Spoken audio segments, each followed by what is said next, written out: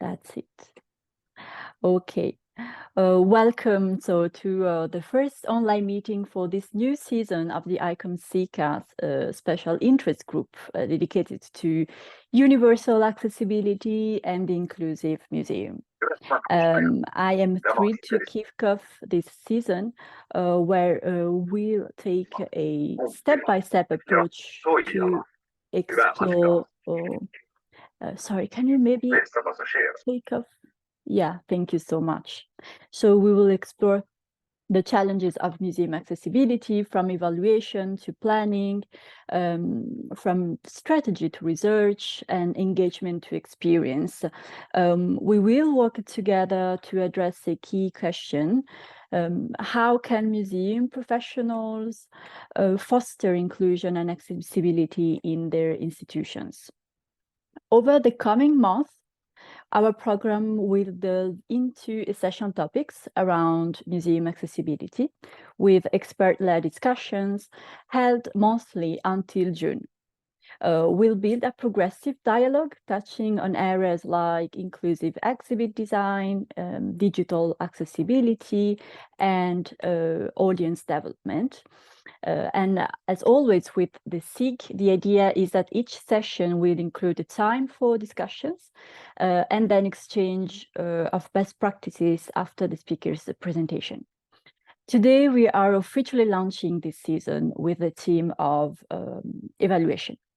We are delighted to welcome then Laureen Trainer, the author of Evaluating Accessibility in Museums, published at Rowman and Littlefield Publishers this year. Laureen, you are the principal of trainer evaluation and have been an active voice in the museum field since 1997.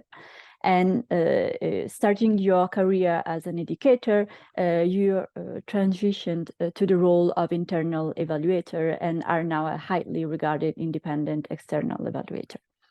So your latest book offers invaluable insights into the methodologies of frameworks of assessing museum accessibility. The book argues that accessibility evaluation should be at the heart of museum planning and management, ensuring that museums become inclusive, welcoming places and spaces for all. The book takes also a comprehensive view of accessibility, covering physical aspects like ramps or signage, intellectual accessibility, such as clear communication and educational tools, and inclusion, of course, fostering environments that embrace diverse background. One of the book's most powerful takeaways is the understanding that accessibility is not a one-time effort.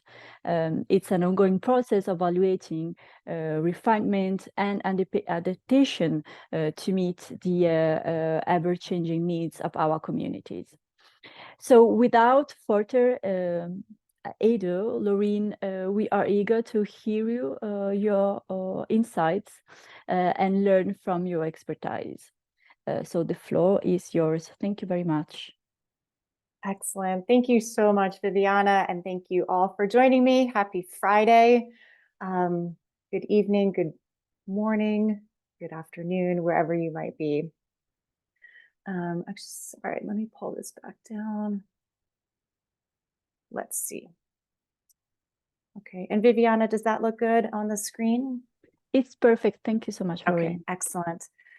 So really excited to join you all here today and talk a little bit about a project that has become very close to my heart and that I'm very passionate about. I do want to just offer that I am the editor of this volume, but had the opportunity to work with some really talented museum staff and individuals in different institutions as part of this.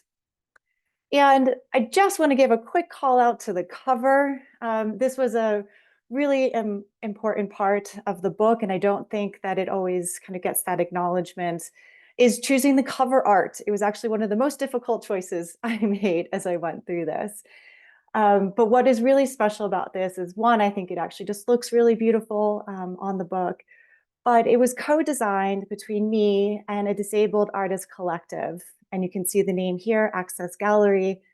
And it was really important to me that I took the themes that the authors were talking about of working with community, treating disabled individuals and communities as experts, and that I continued that throughout. And so this image is really a great example of what it's like to co-design with disabled individuals.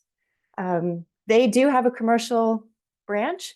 They are based here in Denver, but I believe they do work definitely nationally and perhaps internationally, but a great opportunity to work with disabled artists. A little bit about the institutions. As I was searching to find the case studies that I wanted to include in the book, I had some wonderful conversations with a lot of interesting museums doing interesting accessibility work. But what I had a harder time finding was those that were also evaluating their work, that were taking that next step. And so that convinced me even further that this book was needed and something that I thought would help move the field forward. So it is a US-based book, but I really tried hard to find a broad geographical breadth of institutions. And so you can see the different states that these institutions are based in, kind of covering East Coast to West Coast through the 50 states. And I also was very cognizant of finding different types of museums. I wanted every individual to be able to say, oh, I can see myself here, and really show that it's not one type or another of museum doing this, but that a lot of different types of museums. I will say one of my favorites in terms of doing the accessibility work is the Intrepid Museum. They are based in New York City. And one of the fun aspects of that is one of their buildings is actually a submarine. And I always say that if you can figure out a way to make a World War II submarine accessible, then we can all find ways to increase accessibility in our institutions.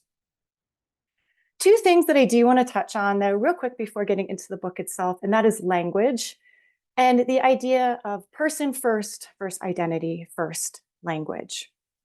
So the person first mentions the human before the disability. So you would say, or you would write, person with a disability or person with autism as an example.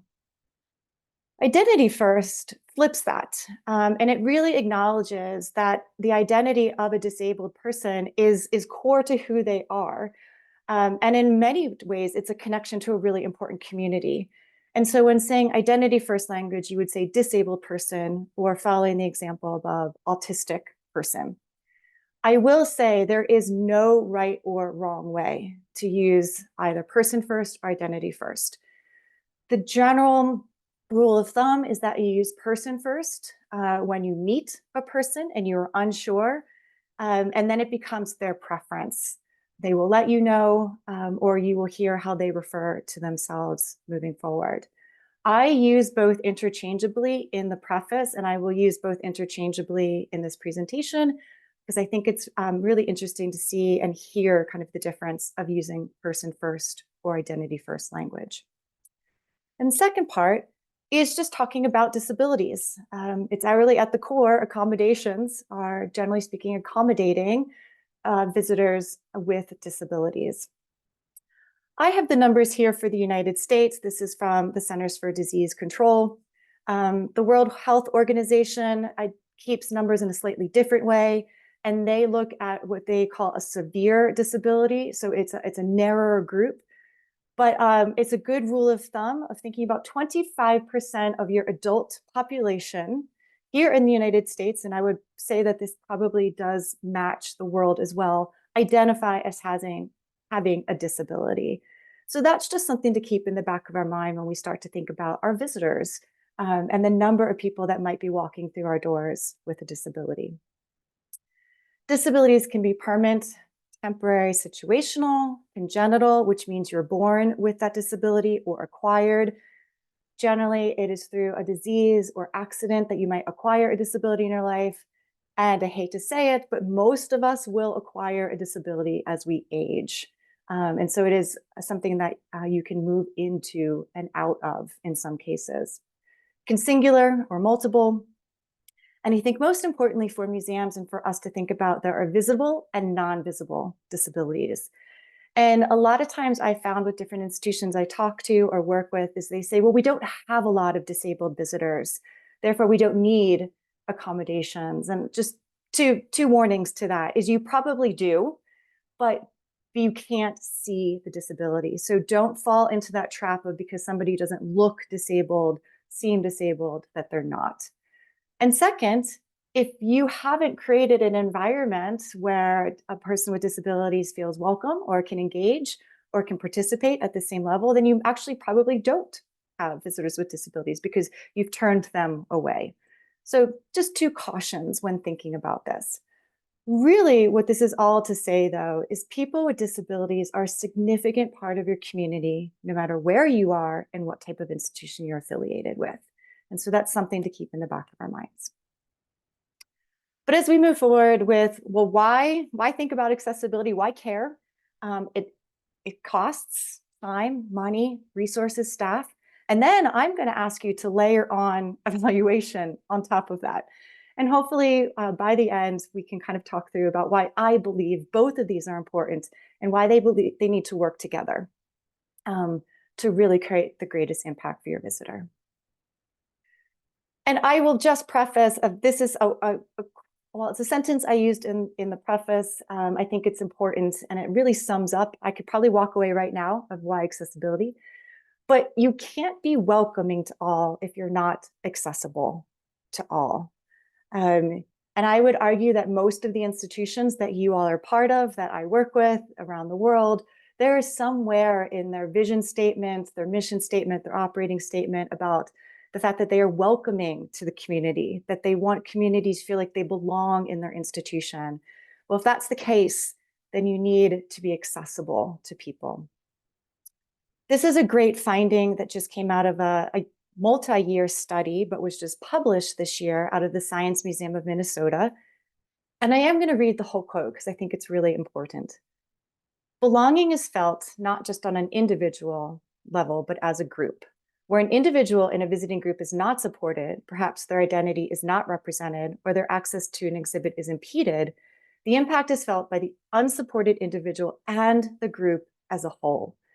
And so when we really start to think about the impact of not being accessible, we're not impacting one person, we're impacting their mom, their dad, their brother, their sister, their neighbor, their aunt, their grandmother. Everybody that is part of the group feels like they no longer belong when there's a stumbling block due to access for one person in the group. I would also argue, because it's kind of a wonderful thing, because we can care and we can make a difference. Really, it comes down to the core of a museum as a built environment. We have created something, and that built environment is not matching the ability of the visitor. And that creates a barrier, creates an impediment. But because it's a built environment, we can redesign it, we can rethink it, we can rebuild it, and we can create a built environment that matches the abilities of the greatest number of visitors possible. And we can create bridges rather than barriers. So we do have the power to affect this. And because case study after case study, and it's included in the book, I think it's particularly chapter 3 is an excellent example of when accommodations were created for visitors with disabilities, they enhance the visit for all visitors. And it's a great finding, and it goes to this idea of enhancing something for one group tends to enhance for all visitors. And I will just say, particularly here in the United States, it's the law. We actually have to be accessible. What I will also say to that is the law is what I would say is it's your baseline. You have to do it, and it's the least amount that we should be doing and that we should be growing from there. So just a few points of why I think it's important. And now I'm going to ask you to think about layering on top of that and why I believe evaluation and accessibility work together to create the better product. So why evaluation? A few points that I want to touch on. So evaluation helps with needs assessment. You have a current state and you have a preferred state. So you have a current state with, say, no accommodations, and your preferred state is 2 accommodations. Evaluating needs assessment helps to identify the gaps and create a roadmap from point A to point B. Really, evaluation is all about improving, continuously improving, and therefore enhancing quality and effectiveness. And in that continuous improvement cycle, you are discovering answers, you're analyzing, you're asking questions, and you're figuring out what works, what doesn't work. And I think also the really important part here is this idea of the unintended outcomes. What is happening that you didn't think was happening? It helps you uncover that and be intentional as you move forward. Communication. If you are starting a new initiative, or you are adding accommodation, or you are expanding or enhancing, you want to be able to talk about that. You want to be able to talk about the impact and the value that those programs, exhibits, policies are adding to your institution, to your community, to your visitors. Data from evaluation is what allows you to talk about that internally and externally. And then lastly, my other plug for why evaluation is such a core part and woven into accessibility is that it brings the outside voices into what is an internal process. And in this case, the outside voices are that of different disability communities. And it helps to provide context to those that are making decisions on the inside. And that is invaluable, is bringing in those voices so that you can make the best decisions possible. So hopefully you're on board, you're ready, you understand why I believe accessibility is important and why I believe evaluation is important. And so just a quick look at the book chapters. I'm not going to read through these, but I just kind of want your eyes to glance over them and start to pick out a few words that you're going to see over and over. And that might be first-person perspective, stakeholder involvement, integrating, iterative, adaptability. I think you start to sense a theme to this work. And that would be the theme of community and the theme of iterating and adapting are absolutely crucial. And if you are interested, these particular chapters really drill down on these themes. If you don't have the opportunity to read the whole book and want to just hop in to these 4 chapters, but of course, I encourage you to read all of it. And we'll start with community and why community is such an important part of this. There is a slogan that came out of the disability rights movement here in the United States around late 80s. You might have heard it or seen it, read it. Nothing about us without us. So if you're going to create something for a disability community, you need to involve that disability community. And this is a really important quote that I pulled out of the book that is referenced at the bottom of the slide. And I encourage you to read through this. But the fundamental truth, as they mention here, is that if you undertake accessibility work, you need to actively involve disabled people themselves. Otherwise, you risk creating policies and actions that are ill-informed, ineffective, or even harmful. And so that is what I take as why it is so important that community becomes part of this. And when I think about that quote, to me, there are three principles that are built into that quote and built into the slogan of nothing about us without us. And I think they provide a roadmap. And so the first is to be inclusive and include the voices. And what I think is most important about this particular aspect of it is the 2 words meaningfully engage. It's the meaningfully part that is really important, and working with them at a deeper, more extended level, perhaps than what we're used to. Participatory. So disabled visitors are not general visitors. They have different needs, desires, and challenges, and you need to understand those specific ones and work with that community to then brainstorm and solve as part of this. They need to participate and be part of it. And I will say, and I understand as part of this, this does extend your timeline. This makes it longer of a development process. So always thinking back on that. And then empowering. And that's the idea that the distinctive perceptions and perspectives aren't barriers, but that are design challenges that can open up new ideas. And again, that might ultimately benefit all visitors. And so it's a new challenge, but an empowerment, I think, in the museum field. And then, of course, iterating and adapting. We all do this naturally, but it is part of the prototyping, and it's part of that power sharing that I'm asking you to kind of consider in terms of inviting that disability community and disabled individuals into this process. So I thought we could run through a quick scenario of what this might look like. And so I pulled together a host of different types of accommodations that you might institute in your museum. You don't even need to read all of these to know that there's a lot of them. And so really the question is, where do you start? Where do you decide to start spending time, money, and then ultimately maintenance on the other end? And it's really by involving the community. It's bringing individuals or organized groups. You can reach out to local government agencies or national organizations and starting to understand how you can work together. What can they take from you? What can they give you? And then vice versa. And in what ways do they want to be involved? How can they be involved? Creating those memorandum of understanding of working together. And a little bit about what you would talk about. So your front end, you're just getting started. Again, you're looking at that big list and you want to know where to begin. And so this is front end evaluation. And it goes, some of the things that you might want to talk about are assumptions. And I mean this on both sides. So museums will have assumptions about particular accommodations, what's possible, what's not, how they're used. I also guarantee that the different disabled communities, different individuals will have assumptions about what a museum can do, can't do. We'll talk through those.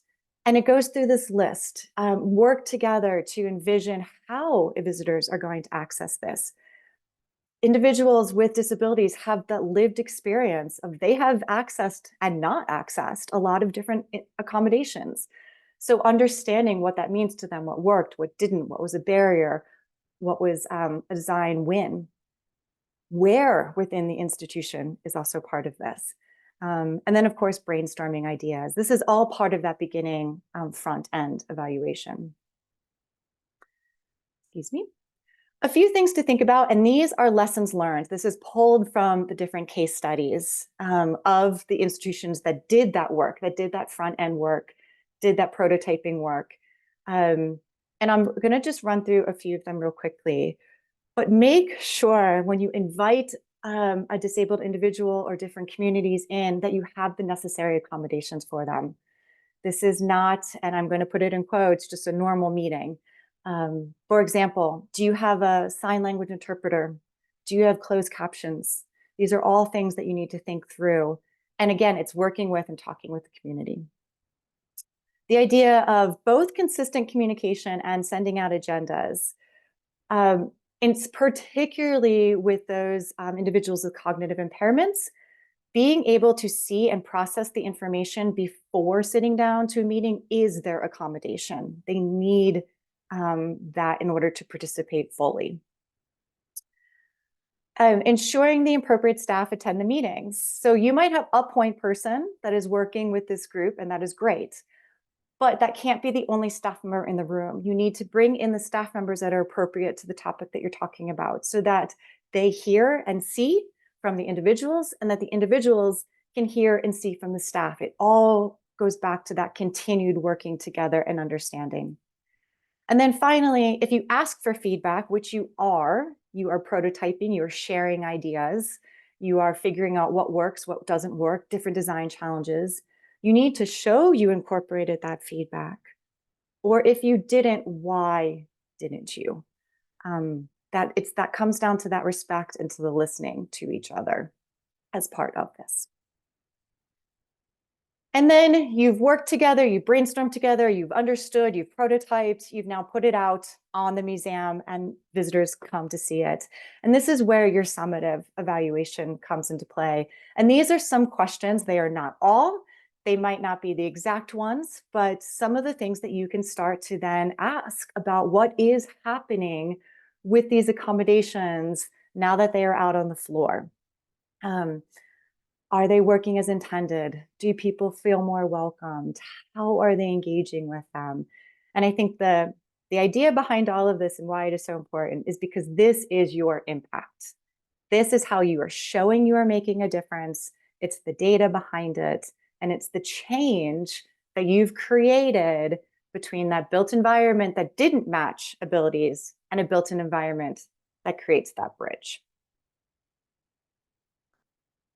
I do want to, before we finish up, just a few minutes, talk about a pretty important topic that I don't want to address here, and that's the idea of ethics. Several of the populations that you might be working with or thinking about working with as part of this are considered vulnerable populations. It's actually a legal definition. And there are certain ethical considerations as part of this. Generally speaking, this is not an exhaustive list, but generally speaking, those would be individuals with cognitive impairments. So, for example, autism, dementia, Alzheimer's, they are considered a protected or vulnerable population. And there are some things you need to think about. And really, cost benefit is just a fancier way of saying, is it going to tax them in a way that's inappropriate? Is it going to interrupt their visit? And do they benefit from it? And can they actually legally give informed consent? And in most cases, no is the answer. That means that we need to rethink how we evaluate programs, accommodations, policies that impact individuals with cognitive impairments. It does not mean we don't evaluate. What it does mean is we change our methods. And I'm going to offer up three for this particular group. One is secondary research. A lot of work has gone into particularly Alzheimer's, dementia, autism in the medical and scientific field. And reams of articles have been published about different accommodations that work for this group, different types of programming that work from this group. So take that data. That is your evaluation. That is your research. And then you can use that as an informed method to work with those individuals. Accessibility audits. So whereas asking the particular person or participant might not be the appropriate thing to do, there are, again, experts that work with people in these communities, and they can come in and they can give that expert eye and understand where are your accommodations working? Where aren't they? How can you improve this? They might suggest modifying here. They become the way to essentially prototype and enhance what you are doing in the galleries. And then lastly, I will say, lean on your staff. Your staff that are working with cognitively impaired individuals, staff that are in the gallery and working with disabled individuals that are coming through are a great wealth of information. They have observations, interactions, they have seen examples of what work, they have seen when barriers have gone up, they've seen when bridges have been created. The key to this is systematically recording. And so be it after a program, for example, or after a stint on the floor, they take 10 minutes and they journal, or they fill out a form. And you start to collect the information. And again, in that systematic way, you can start to see trends. And that becomes data that you can use to enhance those accommodations and programs. So I want to leave you with that, because it does require, again, thinking about matching what is appropriate in terms of evaluation with the people that you are working with and evaluating. And then I'll stop there and open it up to discussion and questions. Want to offer up, if you do order the book, are interested, would love to hear what you think about it. But there's also a 30% off code you can use if you order through Rowman and Littlefield. And I'll stop there, Viviana, and open it up. That's great. Thank you so much, Laureen. Perfect timing. And this book is really insightful. And the work that you did is very important to tackle accessibility challenges through evaluation. So yes, indeed, now it's time for questions and discussion. And I'd like maybe to start with an ice-breaking question, which is, in your view, what is a commonly overlooked blind spot in accessibility strategy that could make a real difference if addressed? That's an interesting question, a common one. I think two thoughts on that. The common one is what I touched upon is not thinking that disabled people visit your institution, of using our site to make assumptions about individuals. I think that's and I guess the pun is that is a blind spot, right? That is something where we are not correctly understanding our audience and our audience needs. I think the other is thinking that everything needs to be big, that you can't start with one accommodation. You can't choose one group that is important to your community or that has a large presence in your community. And you start those conversations. You'll find that getting those initial conversations started aren't as big or as scary, and that you can roll out that one accommodation to really start this, that you don't need a top-down strategic 5-year plan for an initiative, but that you can start by identifying maybe 1, 2, 3 places that you'd like to tackle this year, for example. Yes, thank you so much. Is there any other colleague that would like to? Okay, we do have a question by Bruno.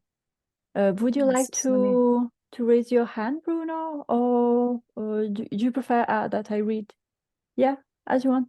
I can Let's do go. it. Yeah. Yes, sure. Thank you, Laureen, for your presentation and for your book. And yeah, my question is often that when we work with museums and accessibility, they have all the time a dilemma between to answer specific group needs and or to have more actions for all, and that will benefit for specific groups as well, but will be a kind of a universal way to accommodate needs.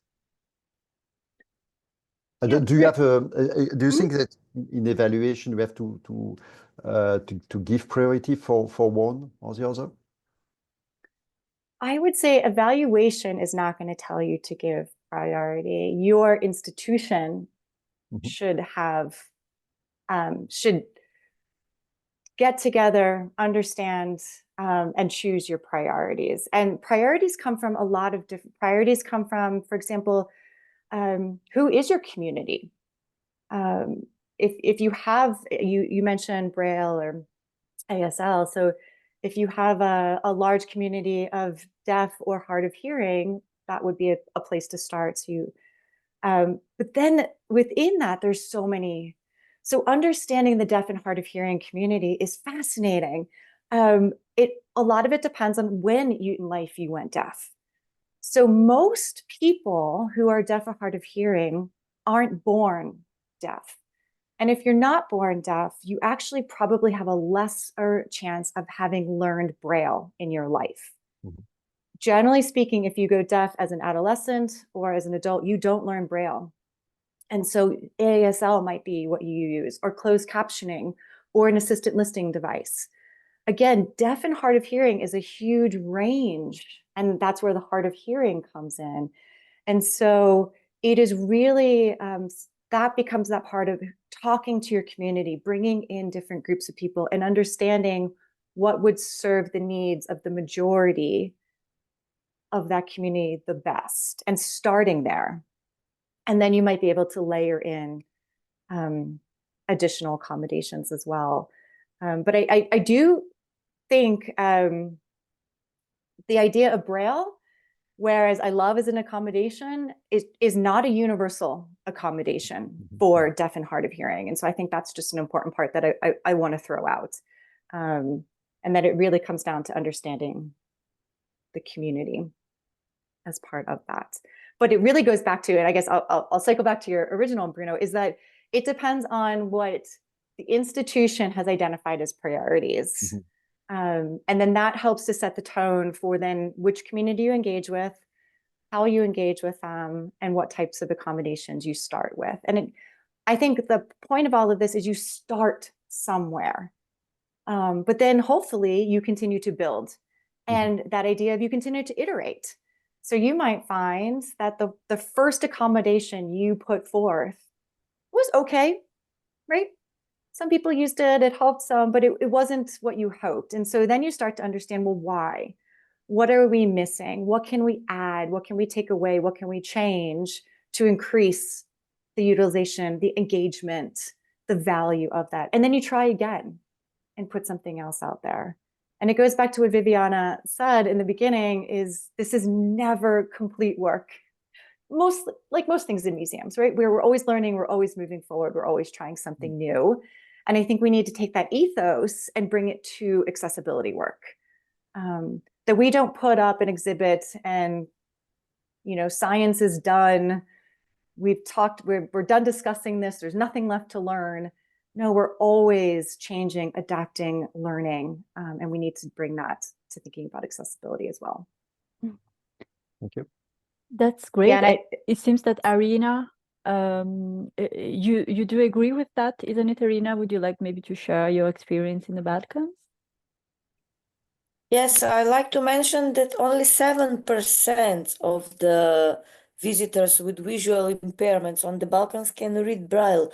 That's why we are adding audio descriptions and tactile images and tactile copies, but we never divide them into groups.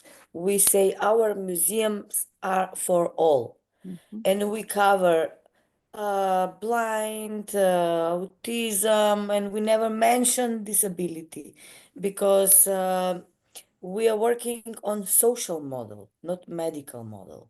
There are a lot of countries, they mention, we know a lot about that disease or that illness, but we are working on social model, and our focus in our audit accessibility studies.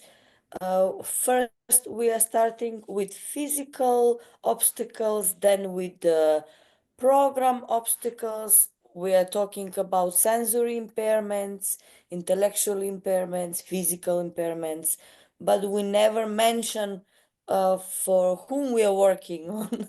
We say for people with disabilities in our working hours, but always our exhibition, our program, our accessibility surveys are that we are working on to prepare museum to accept everybody. Museums are for all. So we are using universal design, of course, in everything, but we will never say, oh, now come on, blind visitors, you can come because we have something for you. Never. We always say museums are for all. Our exhibition is multisensory. We have a lot of audio and a lot of audio narrations and sign language videos and a lot of tactile elements, but we never focus on something. But we are working on every disability, and we always say museums are for all. And the first step for every museum is accessibility survey. So we can point, we can recommend, we can check standards and everything, and then we are working step by step. And as respected Laureen said, this is never-ending process. So thank you. And Irina, I appreciate that. And I also appreciate the idea of multiple ways of accommodating. So audio description, ASL, tactile image, tactile recreating something that people can touch, that multiple entry points as part of this. And I think even if you start to read, even just what Irina put in the chat about some of the accommodations they've added, you can start to see how that would actually positively impact a lot of visitors.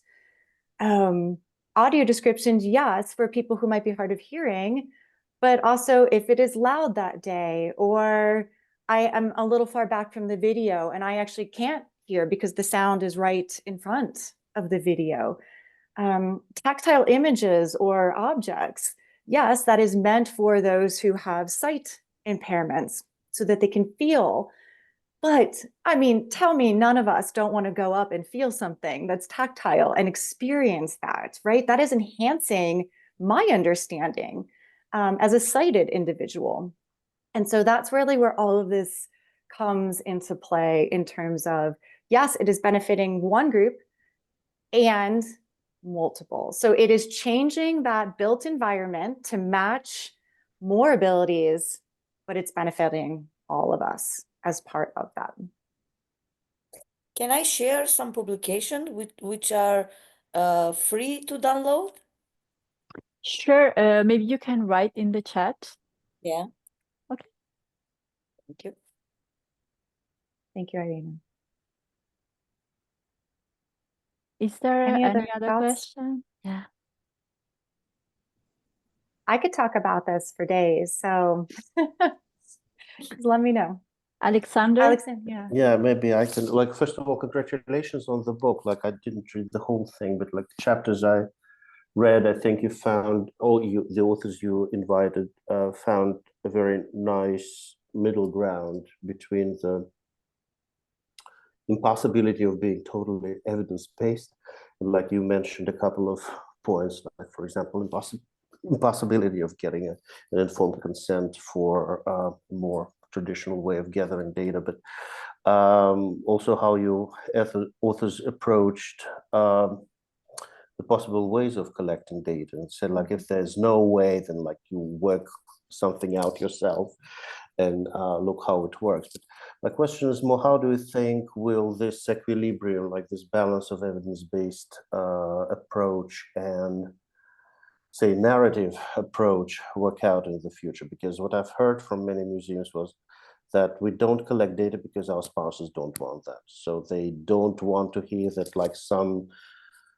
parameter increases by 65%. So it's difficult for us to explain that we're doing a good job. Like, it's much better to have a story about a girl in a photo and the fact that she's coming back for many years and so on. So there's like a discrepancy there, I see, and it works not ideally in the museum environment. I think in the research environment and the education, there has been a shift toward evidence-based methods of evaluation. What are your thoughts here? So how do we save programs that don't rely on rigorous evaluation that still have to be supported? Right.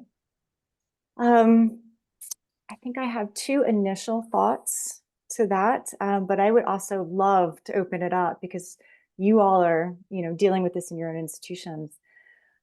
Initially, in order to tell a good story, you need data. It doesn't mean that data is necessarily articulated as data within the story, but it's the backbone to your story. And it allows you to be more robust in your details. It allows you to follow up. So people are maybe very excited about the story. It's very compelling. And yes, I know, the power of the image is important. But if anybody followed up and asked a question or said, tell me more, or how did this come about? It's the data that's going to provide those answers. So it might not be front and center in terms of we're putting, 10% of visitors did X in front of our stakeholders, our trustees, but it is creating the stories and the data behind the stories. I do think it's important internally. So even if it is something that, again, we don't scream that we did evaluation in our stories, we as a staff do need to understand what's working and what's not working. We need that data to make informed decisions. We need to understand what is happening in our galleries, and that we can do that through evaluation. And I would argue, I don't know another way to do it other than through evaluation, through observation, through timing and tracking, through intercept interviews, through surveys, through focus groups. it improves our ability to create as museum staff. And so I believe wholeheartedly that internally it is absolutely crucial. And I do think it helps externally, but we might have to change the way we talk about it, change the way we present it, in order to get that message across. So those are my two initial thoughts to that question, Alexander. But if anybody else. But while you were talking, like, I remember that a couple of projects that are in your book were funded by the Institute of Museum and Library Studies. So that's probably like what they expect. And yeah, well, probably there will be a change in this direction also internationally, and like from other providers of means for these expensive projects.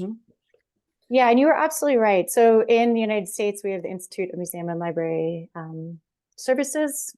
It's a huge funder, especially of some of these larger projects. One of the things that I really tried to do in the book, though, was find institutions that are different points of their journey.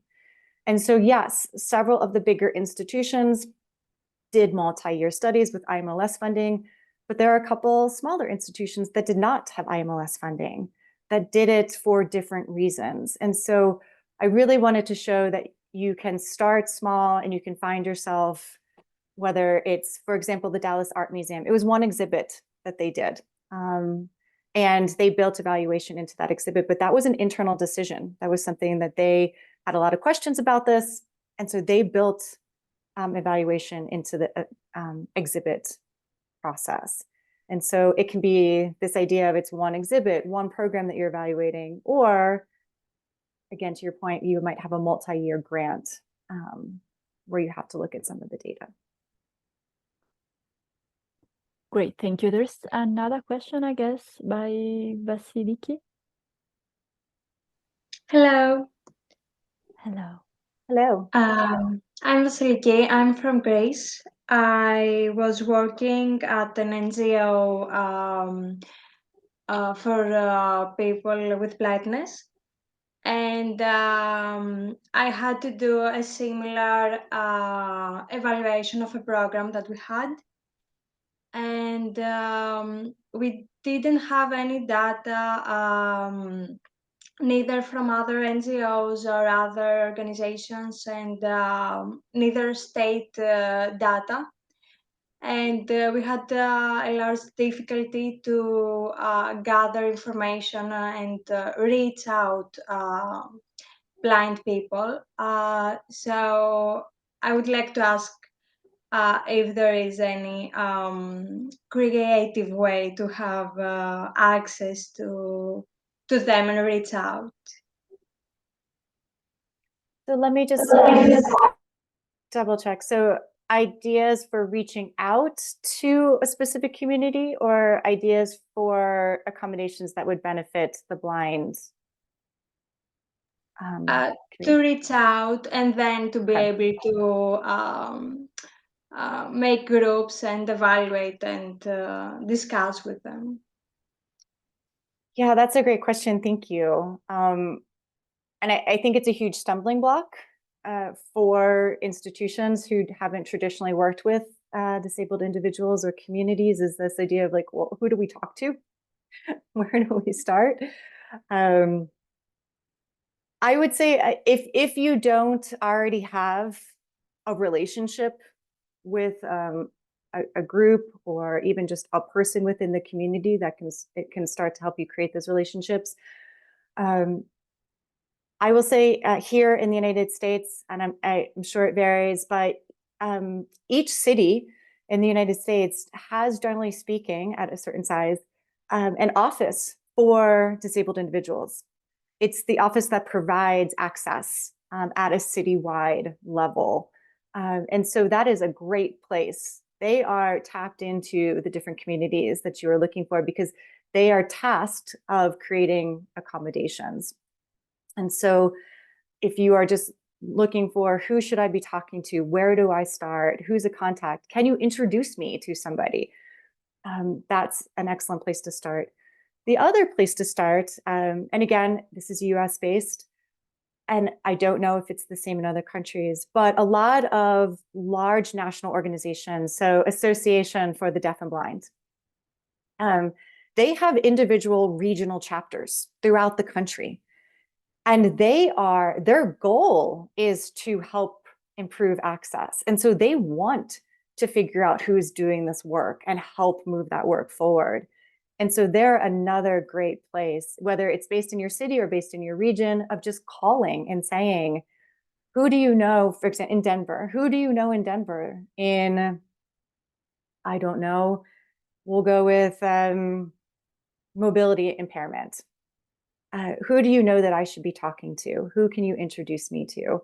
And so those are a couple ways to just start if you don't already have some of those relationships within the community.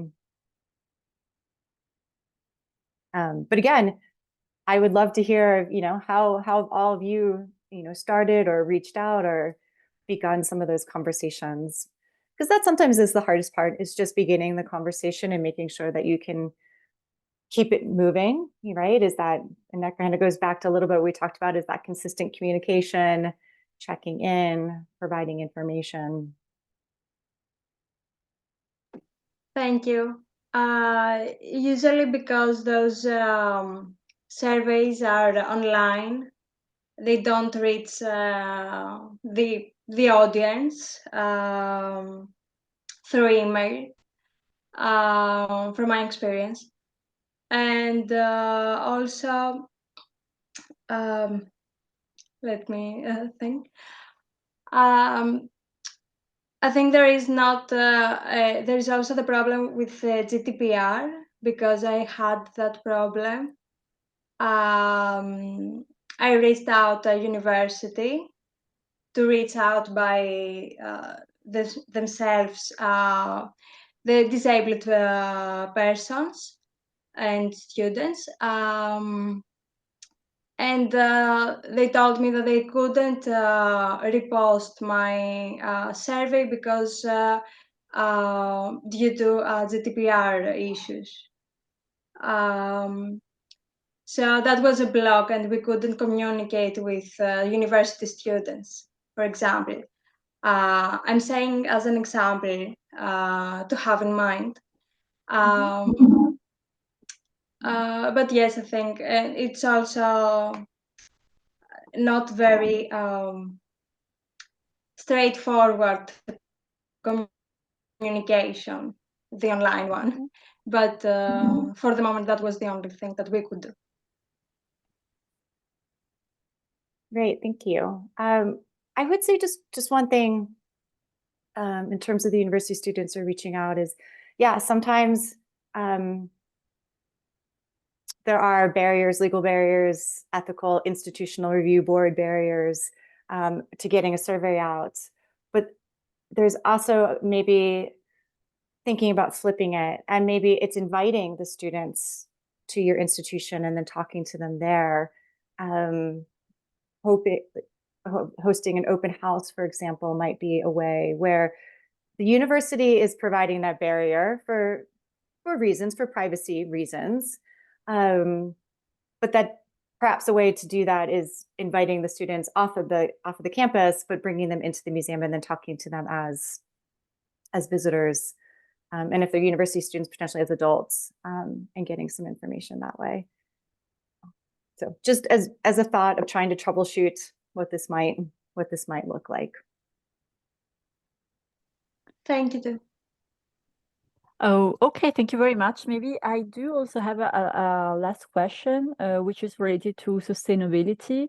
How can sustainability be included nowadays in evaluation for starting designing new devices that can be used in different projects, temporary exhibitions, etc.? Is it something that you discovered in your examples? Gosh, that is an interesting question. And I would say not something that we specifically talked about. And it is, gosh, it's so hard because there are so many different technologies coming online all the time that are improving, for example, closed captioning or assistant listening devices. And there's a listserv. So the Kennedy Lead School, it's here in the United States, but it's a listserv, so my guess is you can get on. They focus on accessibility, and a lot of the questions are, what is the best device for? And then, fill in the blank. And there's a lot of different types of devices. Some of them work differently. Some of them are being improved, and they say, wait a couple years and then get this. And so I don't think sustainability has been thought about in this realm, unfortunately. And there are only, I think in certain terms, there are actually only so many ways you can be sustainable. If the technology is moving forward that breaks down those barriers, then you have almost an imperative to keep up with that technology. And then it becomes the technology race, right? Where you're just getting the newest version. And so unfortunately, as a person who tries to be as sustainable as possible, I'm not sure that I know this field has not tackled that question. And I'm not sure that it's front of mind at this moment. I think more front of mind is increasing accessibility before the question of how do we think about sustainability as part of that. Okay. But that could be it for our next book. Yeah, sure. Good idea.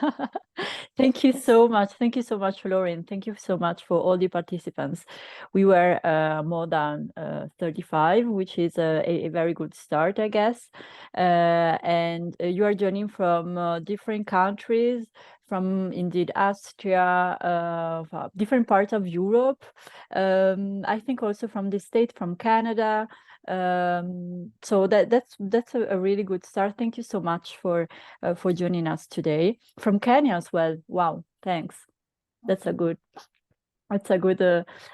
way for indeed having a nice network on this question, since it is so different in every country, and policies change all over the world, but discussions and intentions are maybe the first step to start projects within our institution. So it's a very nice way to starting this new season.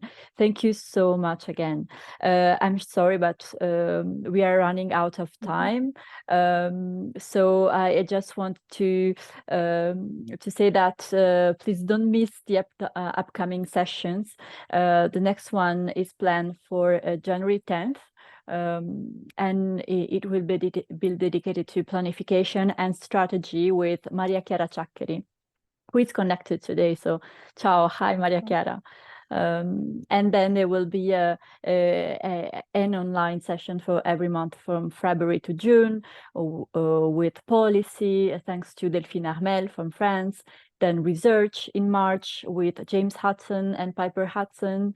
Then there will be on April another session with Julie Berube, Marie Lordio, and Antonio Quiller on engaging. On May, there will be a meeting on experiencing with Laura Lott, that was part of our session today. I saw her login before. Thank you so much.